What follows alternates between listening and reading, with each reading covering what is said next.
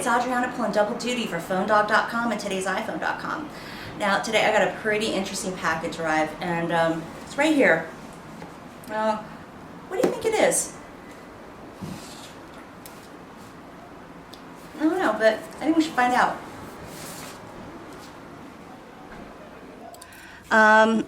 Let's see what we got inside.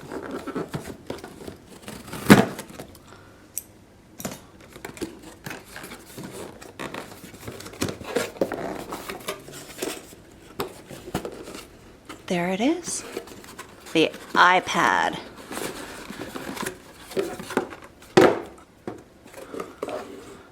Nice. Okay.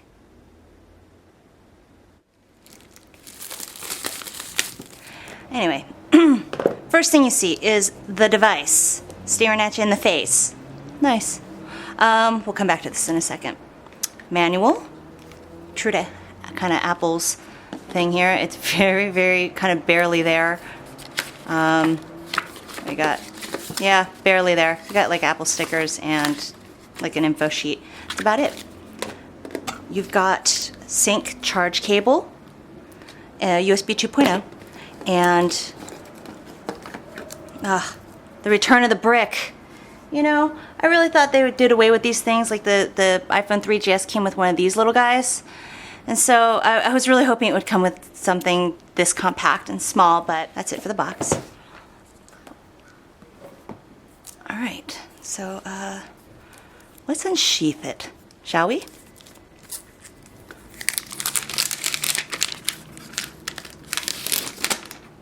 Oh, I love that sound. Okay, let's go over some of the stuff on the outside here. Got 3.5mm headphone jack right beside a little pinhole for the microphone.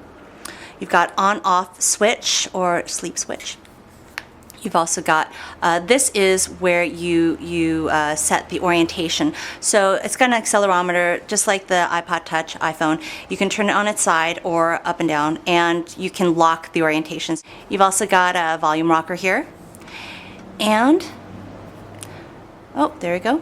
You've got speaker down here and your little port there for, you know, syncing, charging, etc. And that would be pretty much all she wrote. Okay. Now, is it a big giant iPod Touch? Well, okay, before you even turn it on, it kind of looks like it. Now, just for like a frame of reference, it's my iPhone. I got skin on it. By the way, if you don't know Ming, you should. They're awesome. Great skins. That's the iPhone next to the iPad. And as if that wasn't enough comparison, I've also got a Kindle. Definitely is the big papa of the group. Let's turn it on.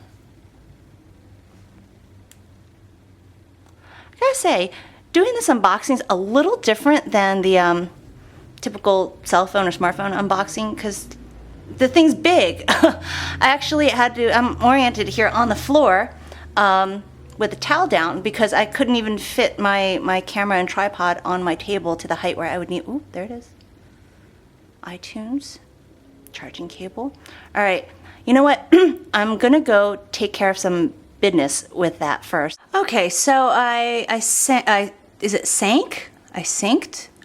I did some syncing, and I got like a whole bunch of apps in here now. Like, you know, just, well, I have an iPhone, so I'm kind of an app freak, if you can't tell.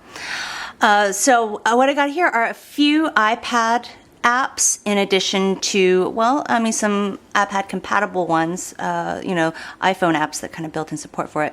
So what do you want to see here? Well, let's take a look at calendar first, just so you can get a sense of like what that looks like. Wow, that's really, really freaking gorgeous. That is just like how much screen real estate there. That's pretty nice. If you go to a day view, it looks more like a day planner, especially in this landscape mode. You know, I mean, of course you can tilt the accelerometer and you could see it as portrait mode. You can go by your week view, month view. This is all pretty standard stuff. you go to a list view, and there you go. Right now, I'm covering up my friend's phone number.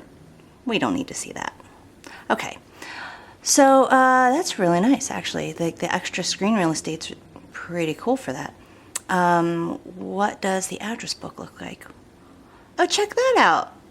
That actually looks like kind of a standard address book on screen. You know, you've even got the little binding there and like a cover, and it looks like they're little pages. It looks like an old school address book.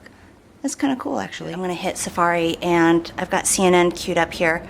CNN.com is one of those websites that Apple promoted as saying that they are HTML5 ready now.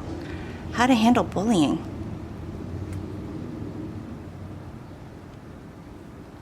Not bad, not bad. We are continuing our national conversation on bullying. I want you to meet Jody Blanco. She says that she was threatened, beaten, dragged across a parking lot, burned with cigarettes, taunted and teased for years. Lock screen. There you go. Survived. I want to read a line if I can. Topic matter's a little heavy, but video plays pretty nicely and pretty quickly, which is great. That was running off of Safari, so streaming off the website. Let's take a look at ABC Player. There we go. Now you got Jamie Oliver's Food Revolution. Let's watch a sneak preview of that.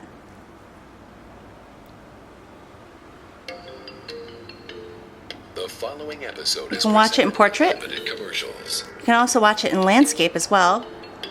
So let's see how that renders. So these are all pieces that I designed from the collection. Oh, it's commercial. I really think that it's awesome. You know what? I gotta say, while there's audio that's kind of loud, you can actually feel it vibrate ever so slightly when you're holding it. Colors are rendering really nicely. Picture is clear and crisp.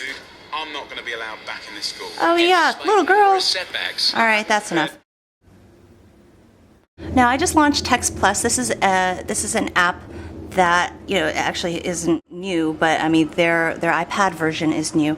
What this does is it lets people text, even to other people's cell phones, compose message. Let's see how the keyboard is on this.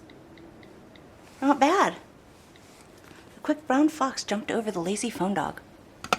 Hey, we're not lazy. In portrait mode, though, it's really more of kind of like a hunt and peck thing.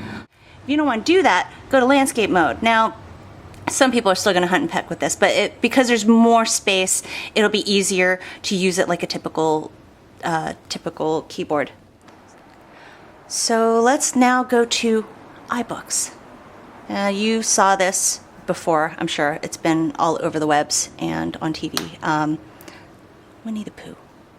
Winnie the Pooh comes free with iBooks. It's actually doesn't come built in with the iPad. You got to download it from the App Store.